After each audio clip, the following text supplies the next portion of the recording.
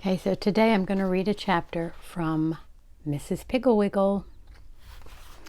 Don't know if you remember her, but I've read stories from here before. This chapter is the Fighter-Quarrelers Cure. Joan Russell opened her blue eyes and saw that it was morning. She saw also that her twin sister Anne was still asleep. Joan reached over and gave Anne a little pinch. "Wake up, Anne," she said, making her voice scary and urgent. "Wake up quickly. There's a big black spider in the bed, and it's on your side." Anne awoke with a squeal, leapt out of bed, stubbed her toe on the box of paints she had left on the floor the night before, banged her funny bone on the door, and went screaming into her mother's and father's room. "Mother, Daddy, there's a big black spider in our bed on my side. Mother, Daddy." Mrs. Russell sighed, sat up and reached for her robe. She said in a low, calm voice, "Anne, you didn't fall for that old trick again, did you?" Anne grabbed her mother's arm and jumped up and down, squealing. But Mother, Joan said so. It's a big black spider." Mr. Russell turned over and yawned. He said, Stop jumping and squealing and listen. If there is a big black spider in the bed, and it is highly unlikely, then why is Joan lying in there staring at the ceiling and waiting to be bitten and to be spanked?" he added in a loud voice. Anne stopped squealing and listened gravely to her father, but when he finished speaking, she said, "But Joan said there was a spider, Daddy. She said there was." Her daddy said, "Last one dressed gets the littlest melon," and he jumped out of bed and chased Anne out of the room, roaring like a lion. Mr. Russell sang gaily in his shower, but Mrs. Russell frowned as she dressed. Far from the children's room she could hear, "That's my sock. Give it to me." "'Tis not. It's mine. Give it back." Sound of a slap. "Mother, Anne's slapping me." "That's my petticoat. You're putting on my petticoat. Give it to me." "'Tis not. It's mine." Sound of a slap again. "That's mine. No, that's mine. 'Tis not. 'Tis too." Slap, bang, crash, running steps. "Mother!" Mrs. Russell said to herself, quarreling from the minute they get up until they go to bed at night. "I do not believe that I can stand another day of it."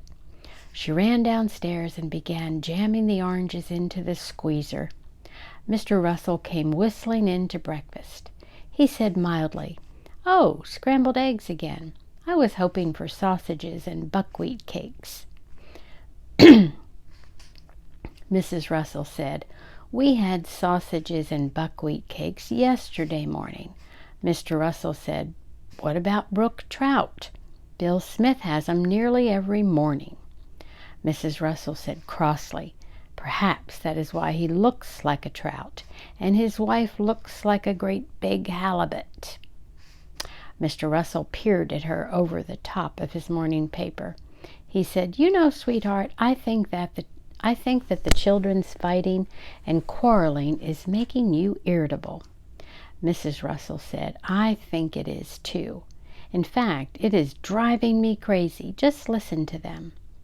From the upper hall they could hear, "It's my turn to go down first, Joan." "'Tis not. It's my turn. You were first yesterday. You know you were. But last night you traded your first turn for my pink crayon." "I did not." "You did too. Cheater. Double cheater." In came the twins. Joan looked at her melon and then at Anne's. She said, "Anne's melon is the biggest. She always gets the biggest and the most of everything." Anne said, "You had the biggest yesterday. You're just a pig. You always want the most." Their daddy said, "As a matter of fact, ladies, I have the biggest melon because I was the first one dressed. Now hush." He glared at them. The twins sat meekly down to their breakfast.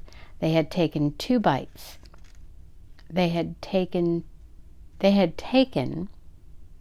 but 2 big bites, however, when Anne poked Joan and hissed, "I've got the most cereal. Ha ha ha."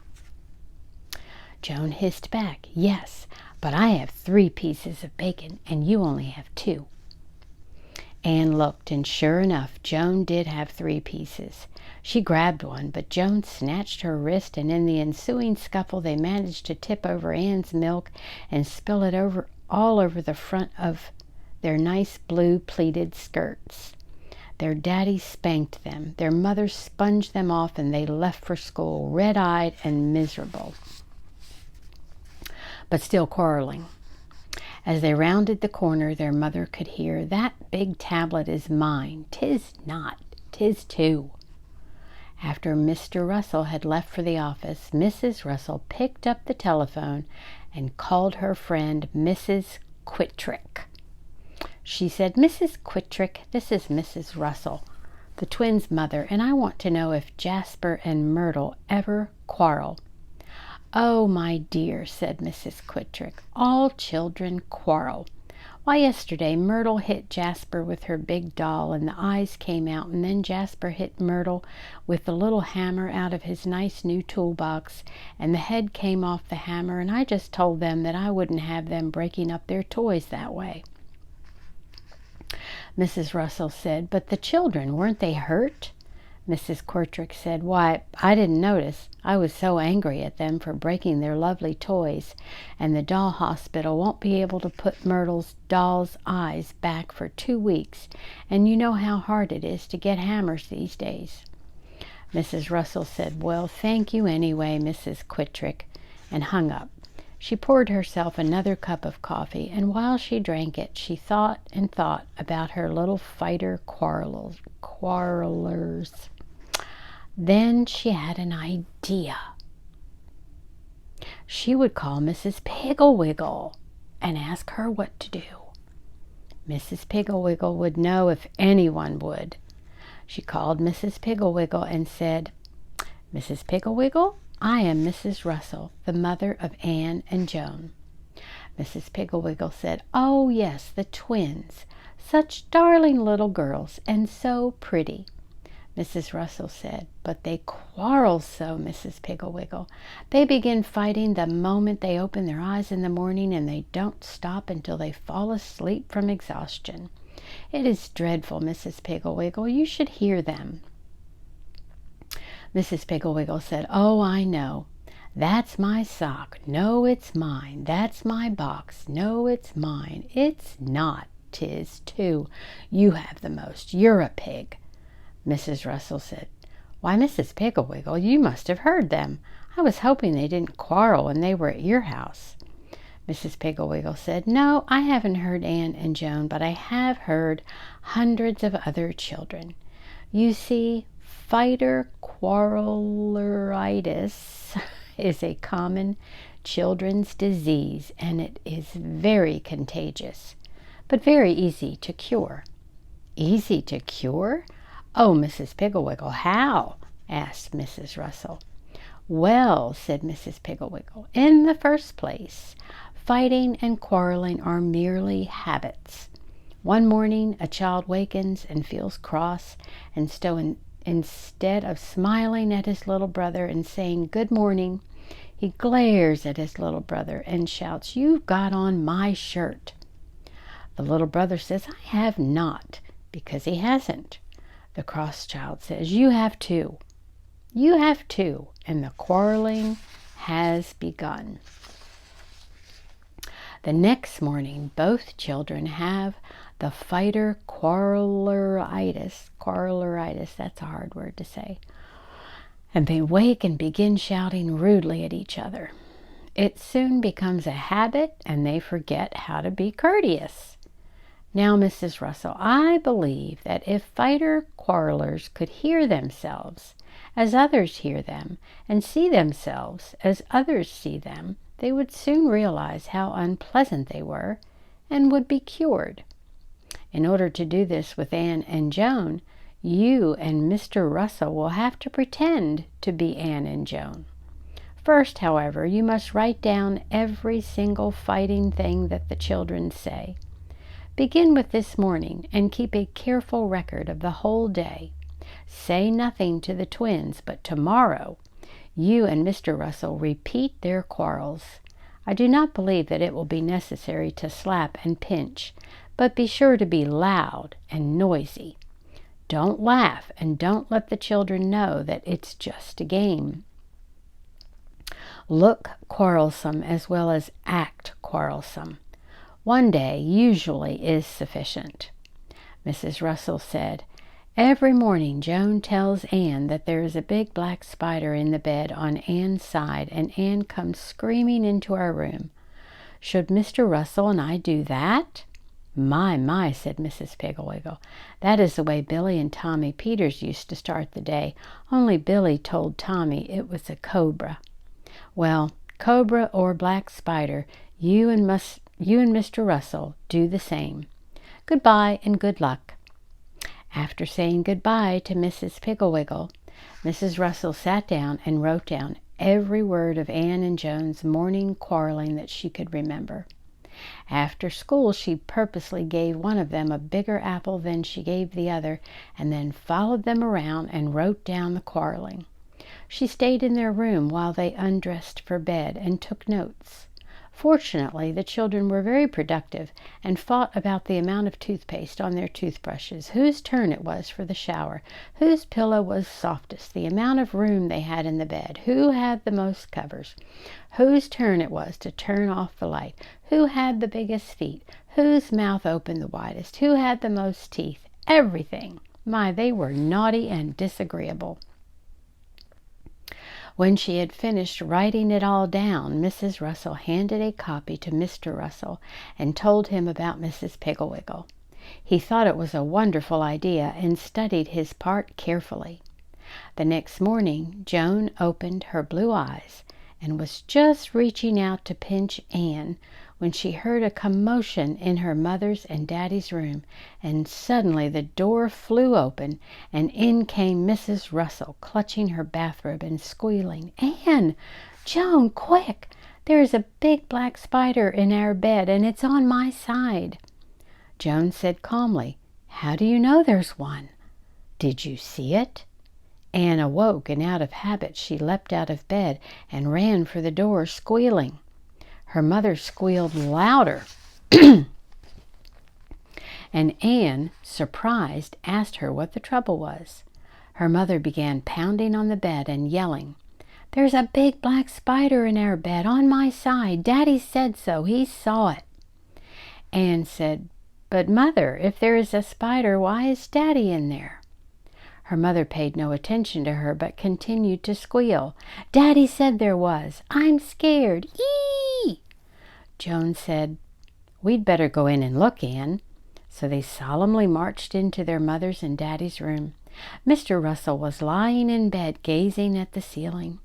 Anne threw back the covers, and Joan peered into the bed, but all they could see were Daddy's feet, the toes wriggling.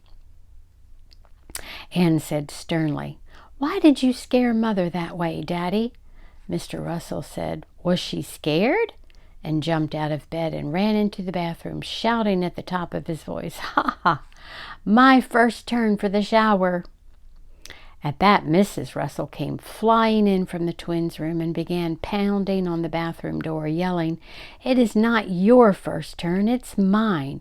You traded me your first turn yesterday for a new golf ball." Mr. Russell laughed rudely and called out, "Too bad for you, I've got the door locked." Mrs. Russell kicked at the door and shouted, "Cheater, cheater, cheater!" Anne and Joan looked at each other. Their eyes were round with amazement. There's a picture.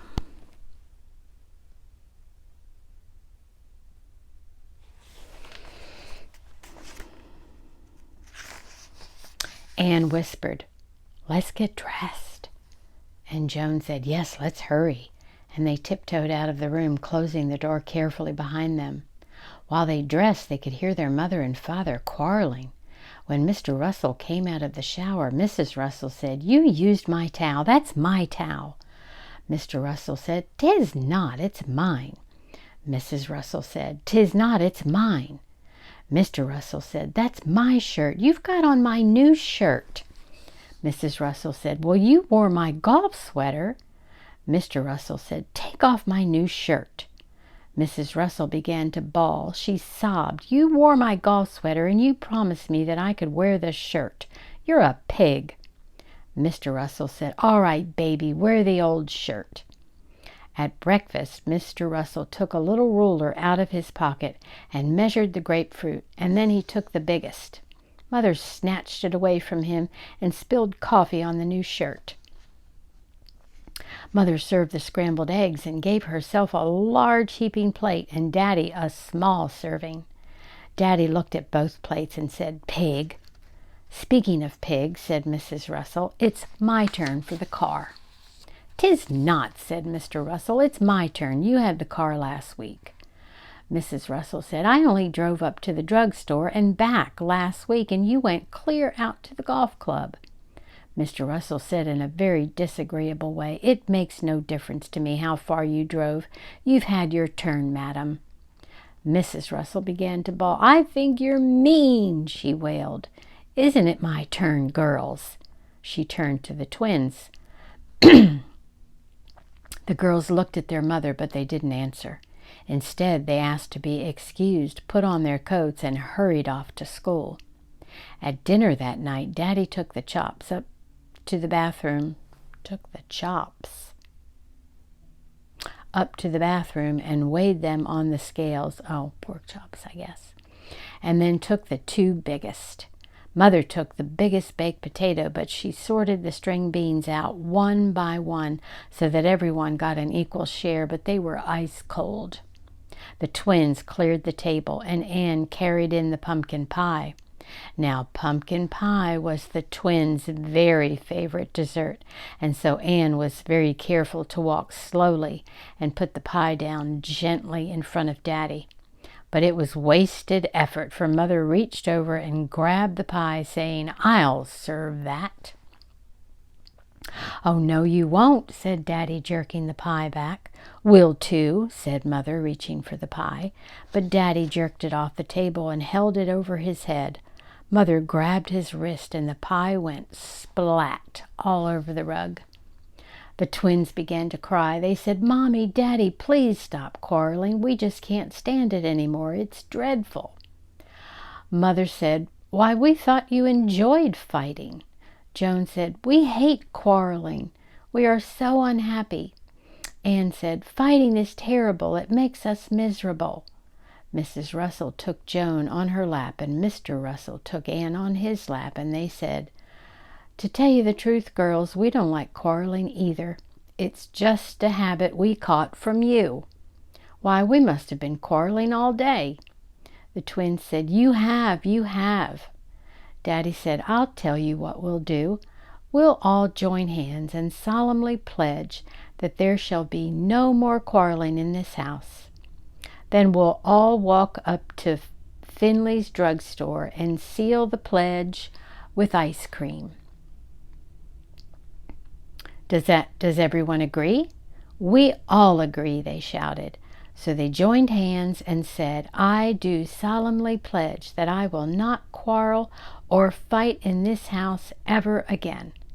Then they walked up to Mr. Finley's drugstore and had ice cream sodas, and even though Anne saw Mr. Finley put 3 scoops of ice cream in Joan's soda and only 2 in hers, and even though Joan saw Mr. Finley put 2 scoops of strawberry in Anne's soda and only 1 in hers, they neither of them said a word.